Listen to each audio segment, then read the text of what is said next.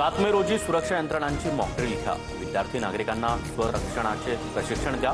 नागरिक सुरक्षेसाठी गृह मंत्रालयाचे सर्वच राज्यांना निर्देश। अलर्टसाठी सायरन वाजवण्याच्या देखील सूचना। दहशतवादाविरुद्धच्या लढाईत रशियाचा भारताला पाठिंबा। रशियाचे राष्ट्राध्यक्ष पुतीन यांचा पंतप्रधान मोदींसोबत फोनवरून संवाद। पुतीन यांच्याकडून हल्ल्यामधील जीवितहानीबद्दल शोक व्यक्त। पहलगाम हल्ल्यानंतर जपाननं भारताप्रती दाखवलेला एकजुटीचा संदेश कौतुकास्पद। भारत जपान संरक्षण संबंध मजबूत करण्यात योगदान दिल्याबद्दल प्रशंसा करतो। संरक्षण मंत्री राजनाथ सिंहांकडून जपान सरकारचे विशेष आभार। पंतप्रधान नरेंद्र मोदी साऊथ ब्लॉकमध्ये। मोदींची पंतप्रधान कार्यालयामध्ये संरक्षण सचिवांसोबत बैठक। राष्ट्रीय सुरक्षा सल्लागार अजित डोवाल यांची देखील उपस्थिती। भारत पाक तणावाच्या पार्श्वभूमीवर बैठकांचं सत्र।